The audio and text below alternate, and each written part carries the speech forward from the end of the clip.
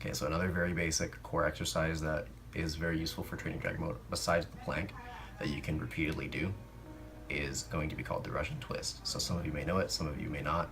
This is for those of you who don't know what it is, but it's not too complicated, and you should be able to do it without much difficulty. So your feet are going to come up off the ground. They don't have to be super high up. Just like right about here is okay.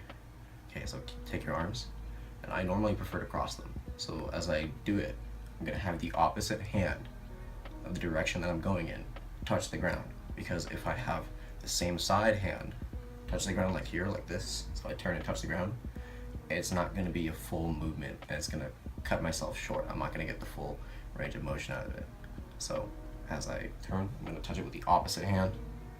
Okay, so pull it. So like this. So I'm twisting and turning my core, my abs, all these muscles down here are going to go into this movement. So you cross your legs if you like. You can keep them apart. Try not to have them flailing around everywhere as you're doing it. Try and keep them nice and controlled, because keeping them like that is going to help your core exercise as well. Holding this position is already giving me some strain, and I have to put a little bit of effort into this. So as I'm doing it, it's left. Alright, so you don't want to just be moving your hands. This is a good exercise for dragon boat because it will let you work on your rotation concept. You want to try to be twisting from your hips and not just your shoulders and your arms. So helping you learn and understand the movement of rotation of the boat. This will help your rotation and also train your core exercises, right? So you want to try and twist from your hips. So twisting from here, so I'm going to try and keep my arms locked, as opposed to only using my arms. I'm not getting much of an exercise out of this. My body is turning from about here up, but when I do it from the bottom, then I'm getting it here as well, and this is where a lot of my midsection and core still is. So if I only do it from up here, I only use my arms, I'm missing out on that much extra muscle groups that I could be getting otherwise. So this is one of the first variations, called an inverse row, and what you're going to do is find a sturdy table, right? Obviously test it first, make sure that it's okay, it's not going to break as you're doing it, but otherwise you're going to clear some space and get underneath it. And this is basically going to be the complete opposite of a push-up. So you're going to be pulling yourself up.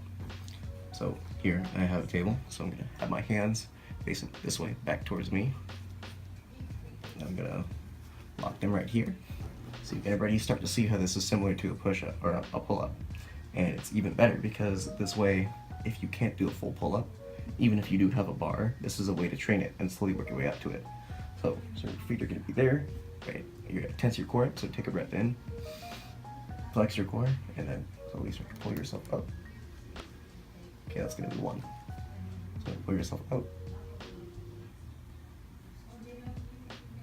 And do as many of those as you can do before you start to get tired. So make sure that as you do it, your form is good and you don't let it deteriorate as you do the exercise.